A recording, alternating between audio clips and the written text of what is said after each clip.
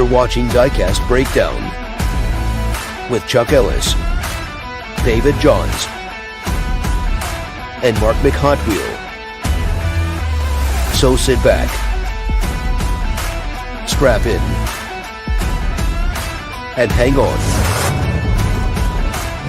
The breakdown starts now.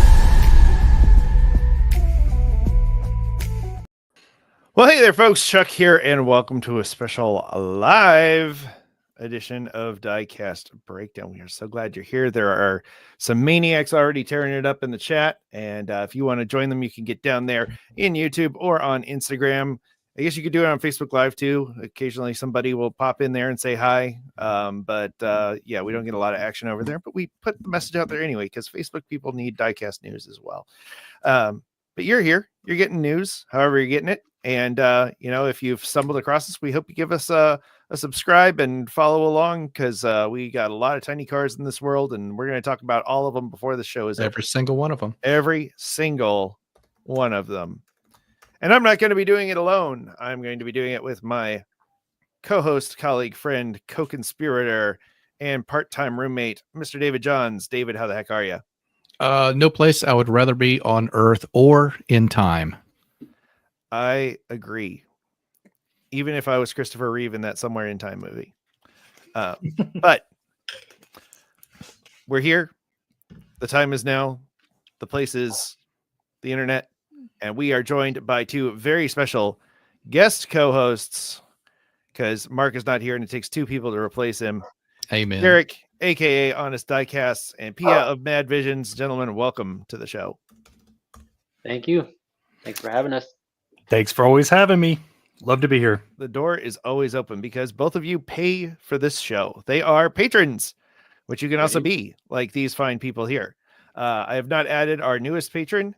He is Beeps per Minute at the associate producer level. So thank you, Beeps per Minute, whoever you are, for joining us over at Patreon, which you can visit by going to diecastbreakdown.com and clicking on the Patreon link, or you can support us right here on YouTube by hitting the little join button. That is a great way to help us keep the lights on around here, because all of the prices for all the stuff that I use went up 20% for some reason. So we'll talk about it. We'll talk all about it, because this is going to become an economics podcast. So yeah, before we get into that, though, gentlemen, I must ask, what is exciting you in the world of Diecast? And David, we will start with you. Well, I think rather than what's exciting me, I do have some things. Can we talk about maybe some discussion stuff before we kind of reveal our picks and our favorite stuff? Sure. Let's do that. Because I want to get these guys' opinion while we've got them. All right. Hot take time. Here's I'm going to chicken out, and I'm going to reserve my opinion for after I hear you guys. So I'm putting you guys both in the hot seat, all three of y'all. Let's start off with, now that we've all had a little bit of time to see and digest Ferrari and Hot Wheels, welcoming them back.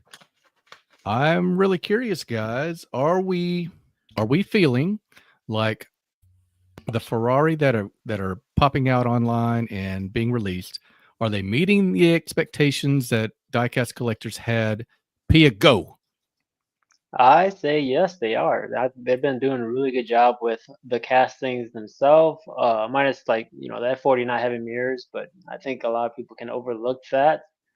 But like their premium line, I think it's got a lot of people excited. Like the LaFerrari was the very last Ferrari made, and now they're bringing it back with proportioned wheels instead of like the staggered look. Yep. And it also has mirrors on it too, so I'm very excited for that. And the F50's been retooled, looks a lot crispier and clean. And then there's that transport. That transport is amazing. That transport is sick. I love that thing. Do Yeah, we have saw Chuck? that. And I don't want to put Chuck on the spot. Do we have Do we a way have to a pull photo? the pics? Look at these. Okay, folks. boom. There we Look go. at this photograph. So there's the transport you're talking about, Phia. Yep. Kind of walk us through the cars that you know and the ones that you've mentioned so far, so we can look at it as you're talking. Okay, so the transport is the one in the back. obviously with the big truck. And that one actually is funny because we all debated whether that was going to be an Elite 6.4 or a Transport Premium line. And I think the final census is that it's going to be a Transport Premium line. Okay. And then the LaFerrari is the one right in front of it. That one is hard to see in the picture, but you can see it's got mirrors, and the way they did it too is really nice. It sticks out. It's not like all the other ones where it's kind of part of the body line or part of the body. This actually sticks out like the actual mirror. So that one's going to be a hot one. And the F50 is the one right in front of that one. That one, I think they did a great job redoing Now, that. did that one have? Did you say that one had different size wheels, front and back, before that retooling? Yeah. Okay. Before it had the big rear wheel and then like a 10mm fronts or something like that. But now they're 10 mils all the way around. So we see an F40 on the other one on the back there. Yeah, that one is the F40. No, some people like it, some people hate it because of just the way the front end kind of looks, how big the headlight is, and with no mirrors.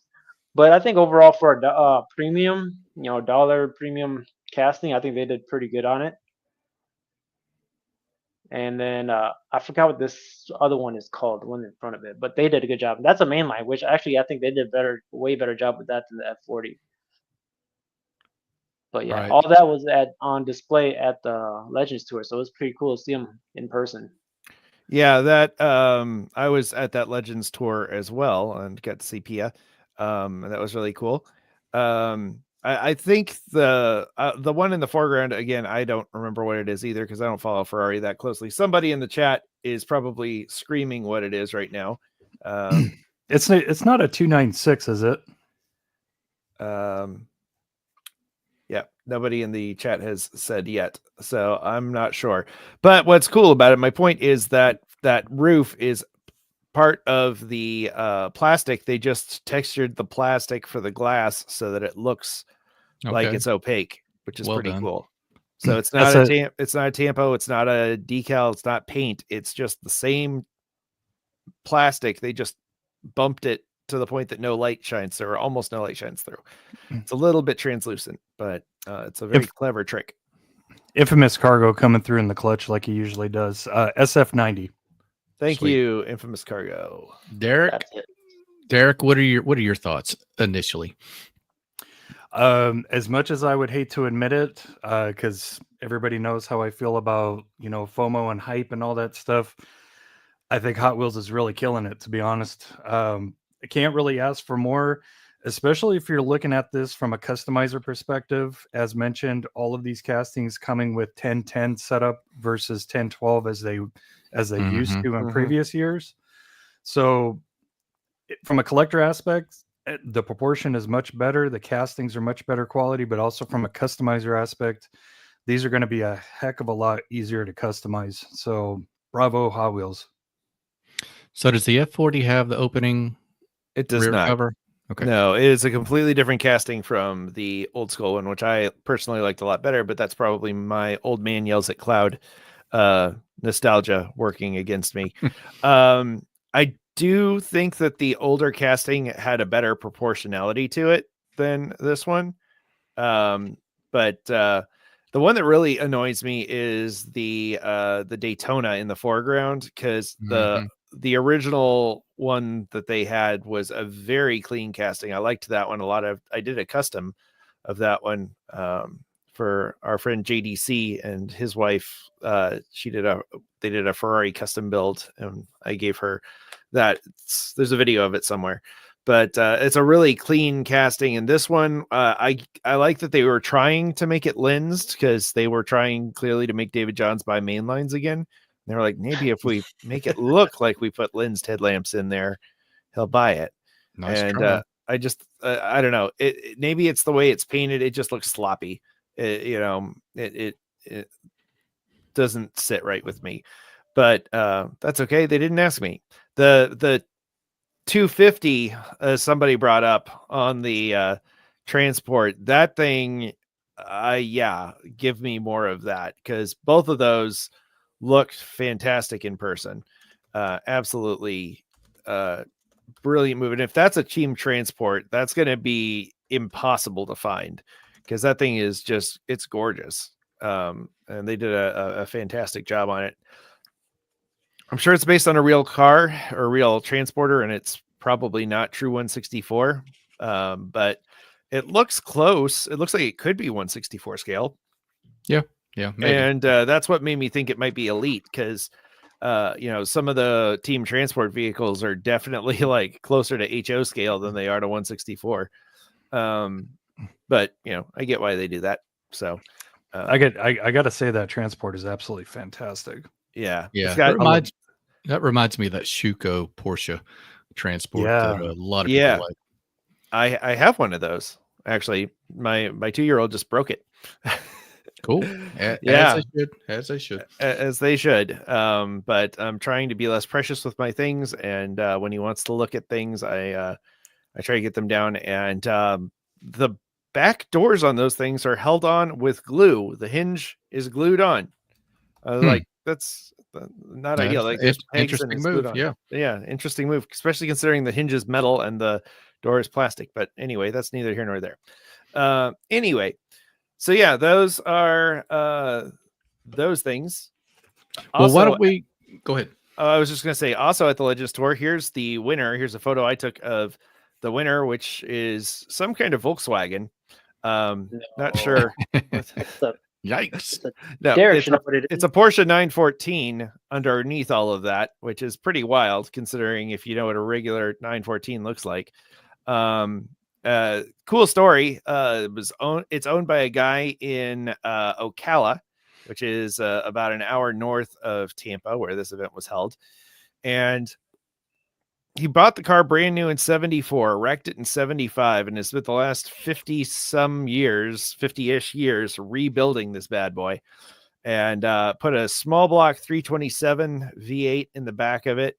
And did he claims all of the work in himself. So custom body work, custom engines, ton of fabrication, and great choice, I think. I mean, personally, I think it's one that would very easily be doable as a Hot Wheels mainline casting. So, there was this one show stealer truck that was like, it was massive. It was a quad cab square body with these huge tires on it, and it actually had an elevator. It used like hydraulics to lift you up on the running boards to the truck, and everybody was wowing over that thing, which was great, except I was like, well, there's no way they're going to be able to make that into a mainline casting. Monster truck maybe, but not a mainline casting. So Chuck, for the uninitiated or new collectors, younger collectors in the hobby, and anybody can chime in, what does it mean for the guy that gets selected who wins a Legend Tour? What does that mean? So the Legends Tour is an event that happens all over the world once a year in locations that change throughout the year, hosted by Hot Wheels. So Hot Wheels has these events. They are free to enter. They do have limited seating, and you do have to be like selected. But they let a lot of people into this thing because they're smart marketers. They know that they want everybody to show up and see the cars. And so you show up, you look at the cars. It's usually about 4 hours, and they have some of the real world Hot Wheels cars like the Twin Mill and the Diora 2 were there. And you can walk around, you can talk to people from Hot Wheels, Brian Benedict and Charlie Angelo. I always get the consonants flipped around in my head when I'm trying to remember his last name. We're there. It's great to see Charlie again. Hoping to have him on the show soon and talk to him about the Donut Drifter, of course, and also the Roxy, because those are two very different designs. Yeah. And so it just shows the multi-talented nature of him. But yeah, so you wander around. They're usually in a Walmart parking lot, and if you're in the right place at the right time, you can go viral on your YouTube channel by filming a fist fight that happens at one of the mini dump bins that happens. So for the guy that had the 914, Yep. What I was trying to get at is if you do win and your car is chosen, then Hot Wheels makes it into a Hot Wheels, correct? Is that the deal? Yes. Not quite. Kind of. Tell me, Phia. Except Because- you're a finalist. Okay. Yeah, you're a finalist because they have what, like 16 tours, Yeah. throughout the United States or something like that throughout the year.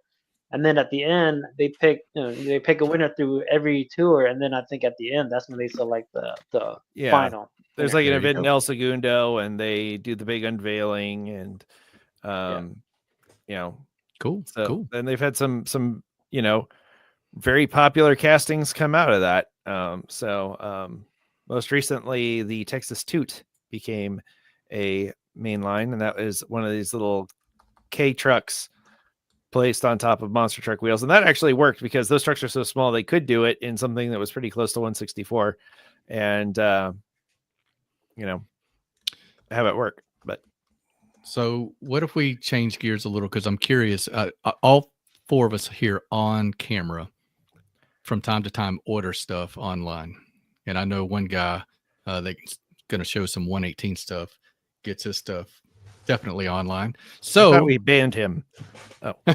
so let's pull up this tweet or this post from Tarmac concerning something that we've all seen in the news. Let's kind of we'll do a quick discussion on it because we got a lot to get through. I've really enjoyed doing this show with you guys, but I'm just kidding. All right, well, welcome That's not the news. Well, So, now here's the politics. and we're going to stay away from the politics. We're talking about the impact on us as collectors. We're not going to comment on whether or not tariffs are blah blah blah.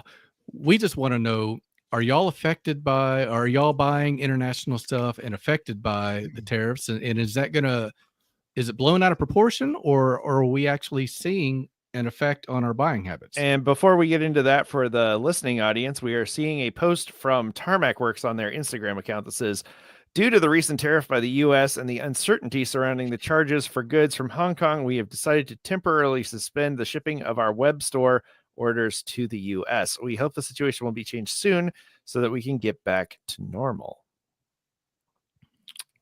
So I'll say that I've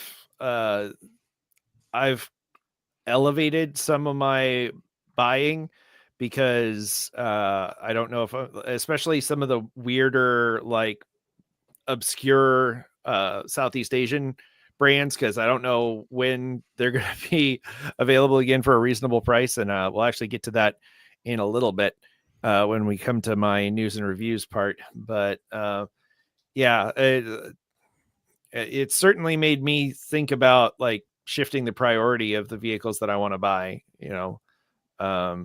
trying to get a few now just in case, not that I need to stockpile diecast cars for the lean times, but the ones that I've been thinking about doing and going, I'll wait till later. I'm reconsidering, I might need to buy these now because, even if the tariffs come back, go away, prices seem to have a habit of staying high after they don't after the supply chain changes again. So I see the chat chiming in. A lot of people are some people saying it's not affecting them at all, but some people are saying, I've had orders with international marketing sites cancel on me, pre-orders. Derek, Phia, is this going to change anything about the way you collect diecasts? Go ahead, Derek. Well, fortunately, a majority of my 118s, because for those that don't know, I've caught in the 118 bug for the past couple of months, and many of those are placed overseas. Fortunately, it hasn't affected me too much because most of those are. I don't really know if this market really affects used items, like if you're buying a used item, because most of mine are used and I haven't noticed any difference or markup. But I can see where, like Tarmac, they're coming out with new products. They're distributing to stores and retailers in the U.S. that those tariffs can affect them. So far, it hasn't affected me yet, but I see the frustration and I see people having problems around the community, and it's just frustrating, and it is worrying because what are a lot of these U.S. Distributors going to end up doing? Are they going to be taking advantage of this? Or are they going to be thinking, well, since people are going to have to pay 1 to whatever 100% markup because of the tariff, and that's going to affect the price, that means we get to make more money because we're going to mark it up to that. So it kind of leaves a lot of gray space in the thought of how it's going to affect us in the U.S. Fair point. Well, down to Diecast says prices of Hot Wheels are going up where he's at in the Instagram chat. So shout out to the Instagram crew, which currently is IXO model cars and cartoons. So hi, famous brands. Thanks for watching. Yeah, thanks for watching. All right, Phia? And, yeah.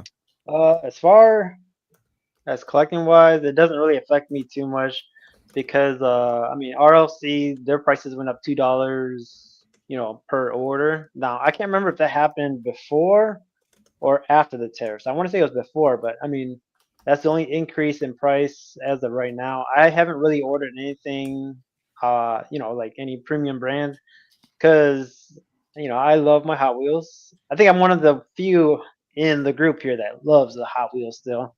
All you guys I are still moving buy to 'em. premium brands. Well, yeah, you, but we got David. He's always into his premium. Derek has turned his back Derek. on the entire scale. Yeah. He's like Yeah. 160. What? He No. likes the thick boys. He likes them weighty. Milkshakes. But yeah, I haven't seen any difference in my collecting. Yeah. All right. I'm curious. Diecast Life and Death brought up will Mattel be affected as well coming out of Malaysia? Great question, David. Other David. That's David number 1. By That's the way. David number 1. We have David number 2. There are only 2 Davids that I recognize in this country. Anyway, I thought back to COVID times. Remember when the pegs were just like empty for like forever? Like I literally the last one, I had to laugh because the last one on the pegs at my store for like a long time was a Zoom In. I went in one day and there was one Zoom In still on there that it must have fallen behind something. It was really beat up. I ended up buying it because it was so ratty looking and so terrible.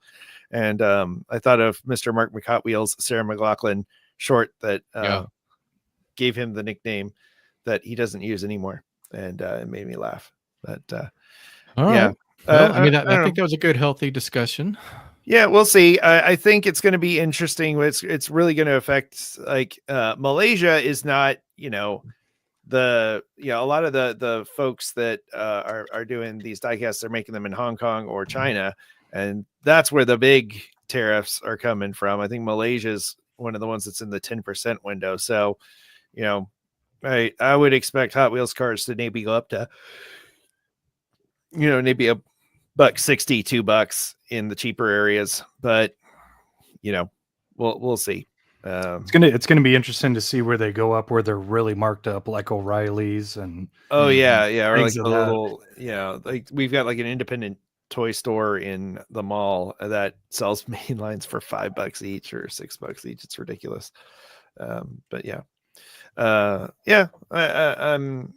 think it's a little too early to tell. If any of the cartoon is made in Vietnam. Good to know. Thank you, official cartoon. Hi, Lou. So that's good. That's good for them. That means that us collectors of cartooned vehicles, which by the way, stick around because on the next live I will be opening a Series 5 box of cartooned castings that I got handed to me by Big Lou himself to use on this show, and I'm very excited about that. Fresh. Also, they're going to be sending us some more stuff to do content around, which I'm very excited about. So big shout out to them. They've been really awesome working with the creators and the folks down here in the trenches doing our stuff. So we raise our can of soda to you. All right, good discussion. Let's move on. All right, so I saw this. My buddy Christian, who's in the chat, by the way, checking in from all the way from Estonia, sent a pic or Hey, put I know me that on. guy. Yeah, put me on to Hot Wheels collaborating with Mega Bloks or whatever the partnership is there. It's like a alternative to Lego, I guess. Kristen, hop in and correct me as you. Yeah, have to do I've a lot. had Mega Bloks toys. They're like an also ran of Okay. Lego. These Lego look pretty good, compatible. and you get a Hot Wheels with them for a lot of them. Just to let you know that they're out there. I'm curious, anybody in the chat that is a crossover Lego builder, these look pretty good. They are really competitively priced, actually, a lot better than the Lego Porsches that you see in Target and all that can run $200-300. I think these are going to be $70-80. Don't look bad at all. What do you guys think? And we won't hit a whole lot on these. I just want to get some gut reactions. So this is the Hot Bird, which is a pretty cool one to do. I think I like these a lot. Like, I've been worried when I heard Mega Bloks was the collaborator, because Mega Bloks has done vehicles in the past, and basically what they were like plastic shells shaped like the vehicles. Like, they weren't really like bricks. Like, this looks like it's made with like very few actual specialty pieces, like the windshield and the back windshield and maybe some other pieces, but the rest of them look like things that you could use to make something else, which I like in a Lego, or sorry, what would you call this? A plastic interlocking brick configuration. That's the marketer in me talking. But yeah, I think it looks good. I have some additional thoughts, but I'll let Phia and Derek chime in on that. I like them. If you compare them to some of the Legos that they sell at Target and stuff and Walmart, I think it's more detailed than some of them that they have there. And actually, I was gonna post this up earlier this week, but I ended up getting busy and didn't get a chance to post these ones. But I think it's really cool that it comes with the car, and the fact that it's as detailed as it is. And I think the only Mega Block one I have is actually a Pokemon one that I bought for my daughter. But they are pretty easy to assemble. But like Chuck said, he likes his being able to make other stuff, whereas this is specifically for the cars, which I really like on these. And the NSX, I like the NSX. I mean, there's no way that that's like an exclusive deco, is there? Is that a current mainline? They've done colorway? They've done the Hot Bird in a very similar configuration to that. Okay. What's curious to me is like things like that where it is a licensed Trans Am, but it's called the Hot Bird.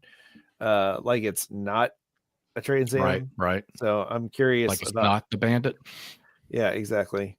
So all right, Derek, what do you think? Any Lego love from you?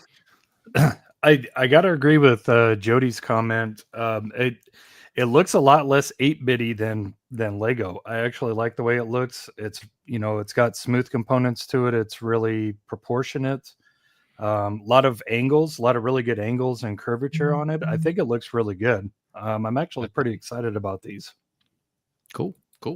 All right. Yeah, I'm going to jump ahead real quick because I'm curious about this. I wish I had more info, and maybe somebody in the chat does. But so these are done by Mega Bloks. This also came out recently, and it's currently sold out on the Hot Wheels shelf or Hot Wheels online store. And I thought it was a very nice looking setup. Now it's called the Mattel Brick Shop, which does not have Lego or Mega Bloks branding on it. I'm going to assume because they've worked with Mega Bloks in the past that this was done through their collaboration. Somebody referenced that in the chat. Let's one of y'all look at the comments while Chuck is talking. We'll see. So a very cool model kit comes with alternative wheel covers that you could have. Comes with a little bitty very nice. That's the opening gull wing version of the Hot Wheels. So that's like the RLC 164 scale in there too, which is very cool. So it was $120, and I guess I missed it, unless it's one of those things where it hasn't come live yet. But it's a very cool looking setup. And it's at an actual scale too, which I think is interesting. It says it's 1/12 scale, which that's a pretty big scale. That's bigger than even Derek's thick boys. So Let's keep referencing that. All right. So are we good to move on so we can get to everybody's favorites? sure. The Yeah, for last sure. thing that we had, just real quick, thanks to Ministry of Diecast, pictures from the Hot Wheels Japan convention. If you guys are interested, yet more skylines, and these are, I guess they are the show exclusives. Real quickly, anybody got any thoughts on that? To me, it's another skyline. Another R34. Yeah, I can't wait until the copy water slides come out so we can just make them. there you go. Just saying. The Tariff Those are Buster. Globetrotter Jay Goldenberg says, and supporter of this channel, by the way, just so you know, most bricks are made in the same Chinese factory as Lego. My son buys several of the Lego knockoff brands that are about 60% less than Lego. That makes sense. I bought that Volkswagen Bug one, the teal Volkswagen Bug that they did a while back off AliExpress. It was a knockoff, and it looked exactly the same as the Lego kit, down to photocopied versions of the instructions. But yeah. And just as a PSA, everybody, the plural of Lego is Lego. Mm-hmm. There you go. Because Lego is not the actual name of the product. Lego is the name of the brand. The product itself is called something else. Like they're called bricks or blocks or something, whatever. But yeah. So. All right. Well, we've made the halfway point in the show. Should we get to the specific cars that are exciting us in the hobby? Sure, why not? Absolutely. All right, Phia, what do you got for us? Okay, so the first one is a Honda S2000 that's going to be coming in a Team Transport. From what I've been reading, it was a Team Transport, but it's a redesigned Honda S2000 model where Ryu Asada has, his S2000 has a bunch of, body kits and hood. I think it's got hood scoop. Got hood vents, and then a roof vent, which never understood that. But this is a clean AP2. I think it's AP2. No, it might looks like AP1 actually. But it's a clean S2000, more factory looking. And with me, I love collecting S2000s. I have a lot of the S2000 variations, and this is going to be one that's going to be added into my collection eventually. Does look nice. I'm sorry, but that 499P, I'm not a hypercar guy, but man, that looks good. Stay on topic, Derek. Yeah. I'm sorry. I just got to throw that out there. I had to include both because I wasn't sure which one Phia was going to talk about. But yeah, the S2000 makes sense now. But, so do we have any idea, Phia, with the interior? Are we going to get anything more than just like a red gear stick that matches the seats? Is that a premium that we're looking at? Yeah. I say with it being premium, there probably won't be anything on the interior other than red. Okay, pull it back up, Chuck, because that thing looks really good. And I do remember a gold, Derek, check me, gold RLC S2000, maybe? Mm-hmm.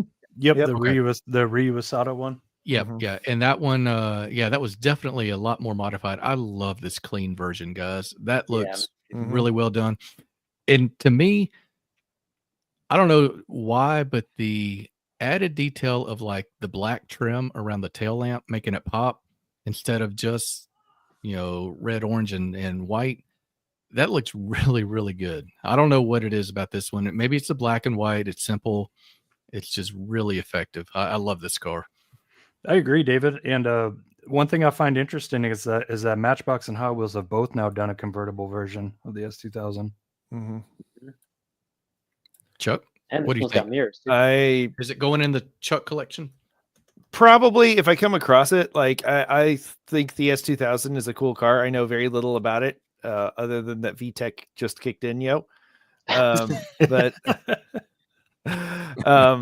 I knew somebody that had one, and I didn't like him very much, but it is a cool car. He went to trade it in on a new Mustang, and this was in like 2010, 2009, and he got a brand new Ford Mustang, traded his S2000 in, and then the next day went back and said, I made a mistake. I want the S2000 back. And I was like, that was a very expensive mistake to make. Well, we tend to do that. We do tend to do that. So, yeah. right. So if you have an S2000 and you're thinking of trading it in on a 2009 Ford Mustang, don't do it. Heed Chuck's warning. It's a very specific warning. All right, Phia, what's your next mad vision for this list? Whoa. Okay, let's see. My next See what you one did there. is the RLC, and this is blue 22B Impreza S. Is that STI? Yeah, It Impreza is STI. a WRX STI. Yes, correct. Yes. Blue and gold, And can't go wrong. Yep. Yep. It'll pull up in just a second. For some reason, it did not populate on my slides because that's how this show goes sometimes. For those of you listening on the audio right now, there are 4 dumb-looking males on the screen. Hey, All right. So yeah, this is the blue 22B, and this will be a RLC drop. I don't know when. I don't think they specify when this can be dropping yet. But this one's special because my very first Hot Wheel I bought since collecting and stuff was a 22B, blue 22B mainline. So to have a RLC version of it, it's gonna be it's come full pretty circle. Yeah. You know, when that main line came out, that thing was pretty impactful. That was a hot one to find. Yeah. I remember that. Yep. Derek, what do you Absolutely. think about that RLC right there? I'm super excited for that one. I think the Hot Wheels 22B is really well done. Don't believe that casting has mirrors. It doesn't look like it. It's not. Okay. But yeah, I think this is a fantastic twist on the very first mainline release of this car, which was blue. Mhm. To get it in, a very nice RLC finish, the monochrome blue. Great Mhm. wheel choice. I'm a huge fan of those factory road riders. I think they did a fantastic job. Like you said, great full circle. Love it. Yep. Yep. It just looks right. The profile looks right to me. The proportions do look good. very good for Hot Wheels RLC, which I know the bar is different on that than it is for other brands, but they do. I think Brendan has really stepped things up over there lately. Like the last year, I think the new RLC cars especially have been looking really sharp, and Would this be a good time to plug that we have an RLC designer on the show coming up in the very near future? We could plug that. Consider it plugged. All right. So make sure you're liking and subscribing because we're getting people who actually do cool things on the show again. And that was terrible. We have lots of people that do cool things on the show every week. We just started 3.5 years in. We're 3.5 years in. We finally got somebody worth watching. No, that's awful. No, right in the foot. we just haven't done a brand since the Diecast SuperCon. So it's exciting to have a brand back in. So that will be a lot of fun. So Phia, tell us about this third one. Okay, this last one is a premium FD2 Civic Type R. I don't think this is the RR version because the RR had a different front bumper. Oh yeah. But with me being a Type R owner, gotta have this. And I'm just excited that they're actually doing this body style, just because this body style actually didn't come in America. Well, with the headlights and taillights, we didn't get that in America. So I'm excited to get this one into my Type R collection. And I think they did a pretty good job. This is just, prototype, obviously, but I think that the final look, hopefully they do red, because the red was the RR version. But that one's, I don't know, in my opinion, it's going to be one of the nicer ones next year. Or I don't know if it's going to be this year or next year, but sometime, in this lineup for premiums is going to be coming out. Now, we don't know which lineup. Could be called car culture or it could be Boulevard, but we'll find out. And props to Lamley for sharing these leaks with everybody. Model Car Hall of Fame Content Creator of the Year runner-up, Lamley, for providing those photos. Who was it? Who won again, Derek? Was it? What's up? Who was it that won again this year? I can't remember. For Content Creator of the Year for Model Car Hall of Fame. Oh, I think it was these goons from Diecast Breakdown. I think those guys. Absolutely. It's friggin' goons, man. They think they're so special. They got some microphones and a fancy virtual studio. Just to chime Hi, in on Mikey. that on that last casting, just to chime Yeah. in on it real quick. I actually own that car in real life, the FA5 Civic SI. And I wanted to do that is definitely the RR conversion with the front bumper, the headlights. You can tell by the shape of the headlights. I am super duper excited for this casting. I love it. Duper I excited? love it. Super I duper. love it. Okay. All I right. love it. That gets a super duper. All right. All right. He was so excited he left the show. Dang, mic drop. And then there were 3. All right. Just for future reference, when Derek says super duper, get ready because he is about to. That's his bewitched magic spell that he just like. He's out of here. I'll start going through my list Derek as out. we get Derek ready back in the show. There he is. Hey, there he is. I was Man, so that- excited. Yeah, that was the rude, screen. man. You're just like super duper out. I'm so excited. Later. Exactly. I can't wait. I've got to go find it. All right, Chuck, if you can pull up my list, I'll my picks. I'll hit mine real quick because I want to leave plenty of time for everybody else. I'm gonna go through mine pretty quick. Yeah, you got one that got my attention. All right, so this is Para 64. Did not know they were going to get down with some Chevy. Adrian and his team over at Para 64. This is a raw chase, which, by the way, is another bit of news for Para 64. I didn't know they did chases, but check out this 06 Silverado. The cat eye. What do y'all think? I dig it. I think it's interesting considering Auto World has 2 different versions of the cat eye right now. Like they've got an extended cab and they've got a short cab like this. So it's interesting that they would pick a casting that Auto World is already doing. I mean, this one has lensed headlamps and it looks like tail lamps. So it's going to be a little more intricate than the Auto World one, but I gotta say the Auto World one looks fantastic. I have a couple of them and I'm not even a cat eye guy, but I was just like, that looks really good. Like it looks like a little tiny version of the real thing.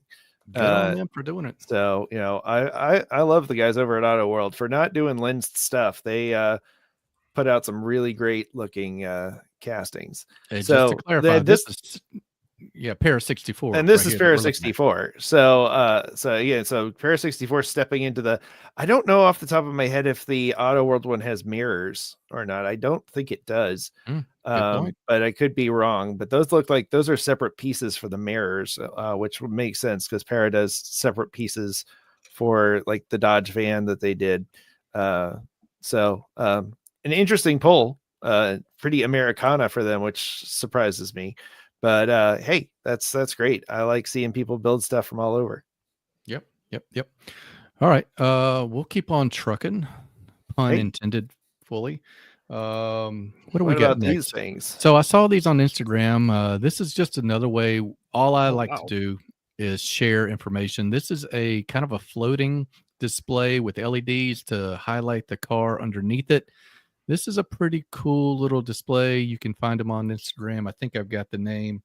If you click there, if you pause your screen and zoom in on the left-hand image, you'll see it is a company called 164 Lowriders. Give them a follow on Instagram. Looks like a pretty cool product, and we'll keep on moving. Not a lot to discuss.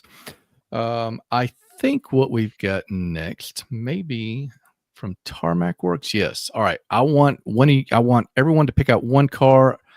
I am lusting over the Saab convertible in red with the tan interior, looking really good. This is your April 25 pre-order. Phia, what's your favorite out of this group? I want to say it's going to be the Veal. I think it's Veal side body kit on the 400Z. Yep. Looks cool. All right. Honest Diecast. It's not about the money. It's about the cars. Which one is your favorite? Boy, you got two from Stuttgart to pick from. I know, right? God, what a tough choice. I gotta say, I think I actually like that Cayman GT4 better. But is that a Mark V Supra in the blue right above the 959? No, that is What is it? Oh, No, that's a 400Z. That's the 400. Yep. Yeah. 400Z. Yeah. Oh, that one. Yeah. I gotta say that looks pretty good, but yeah, I'm going with the Cayman. Yeah. Okay. Yeah. Chuck, which one you like? I'm with you on the Saab, but the CRX is my second choice because you know me, I love a good 80s angular body style, and I'm really hoping at some point they do a unofficial Jerry Seinfeld version of this with the black paint, because Jerry on the show drove a black version of the Saab 900 convertible. So that would be a fun one for collectors out there. So hint, hint, Tarmac Works when they start shipping stuff over here again. There you go, Felix. The public So. has spoken. All right. All I right. think that's my list, guys. Let's All hear right. from everybody else. So going back to the tariff discussion, I thought, I've had my eye on this for a while. And so this is from YSJ models, and is definitely not licensed. Thing but is it legit looks though. super cool. Like the antenna on it is an actual wire antenna with a spring built into it. The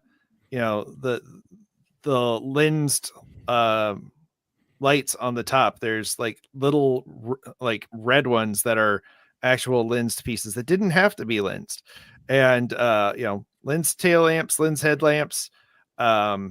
It's interesting that they went with 2 instead of 1, but 2 is definitely the more maxed out version of it. And as a Ghostbusters fan, I think it's a great job. The only thing they got wrong that I noticed off the bat is that it had raised white letter tires on it, BF Goodrich tires in the movie, and it does not have that on here. So maybe that was they were worried about BF Goodrich coming after them and not Universal. But it's a good looking car. I got it for $39.99 on eBay. Figured I'd pick that one up before it went away. It has etched like photo etch windshield wipers. I don't know if you can see those or not on here, but those are individual piece. And I like that they're kind of off center, like they would be on an actual car. So really nice casting in true 1/64 scale. So it's huge because the 59 Miller Meteor was a big car. This other one is could you make a working scroll on that sign? As a customizer, could you paid me enough? Yeah. All right. But not today. The other thing, this is from Dan over at Diecast Dude. Turned me onto this thing, and I got it from here in the US. Unfortunately, they're currently sold out. A place called Eastside Audio, that is another one of these places where they sell aftermarket full-size car stuff, and then diecasts on the side, because that's what the guy who owns the shop collects. So they sell a lot of premium diecasts. They got like their own like little virtual hobby shop, and this thing is fantastic.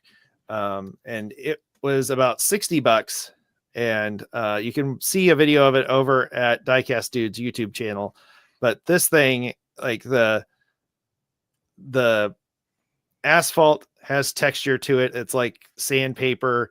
The blocks and stuff you can move around. The dumpster is movable. It comes with decals. It comes with a really nice glass case for it. So there's like decals that look like road signs and warning signs that you can put around it. I haven't done that yet, but I got this thing because this particular casting looks really nice. Yeah, that looks at home. Sitting on that. It looks like it's showing up to do a job. So I actually bought this diorama specifically for this vehicle because this thing looks outstanding out of the box. Fantastic weathering on it. Textures. This is not acetate with a decal on it.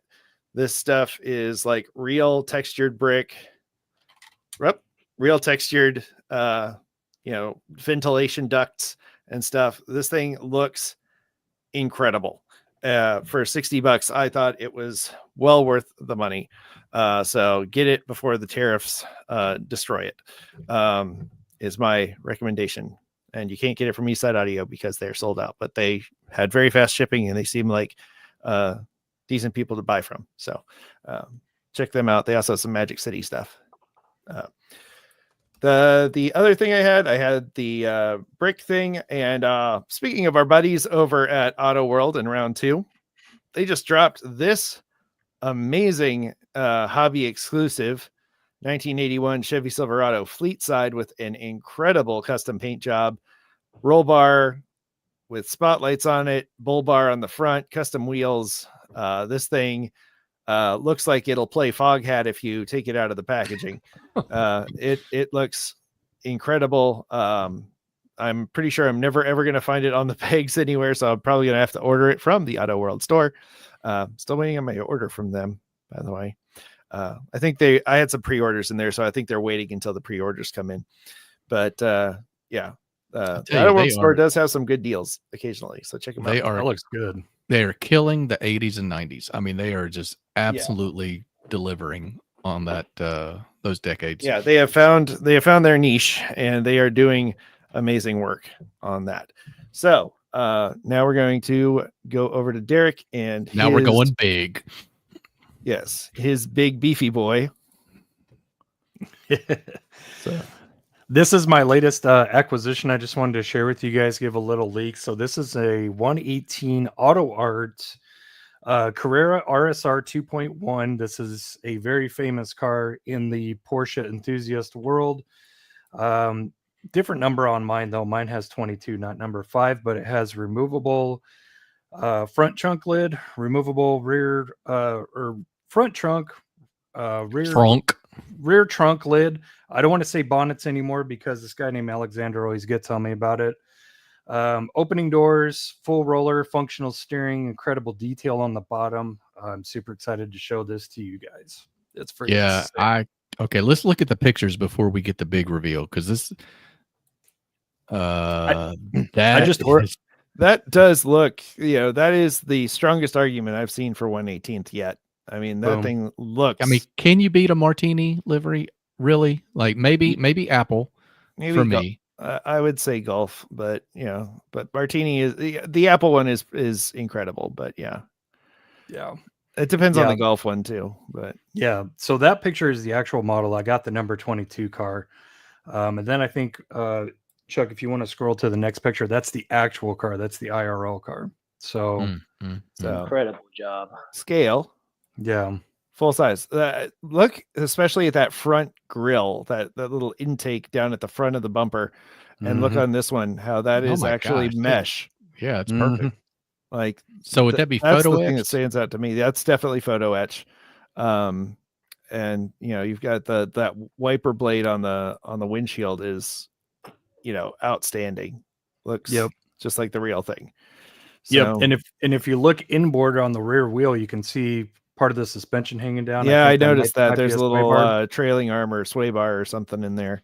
They even got that right.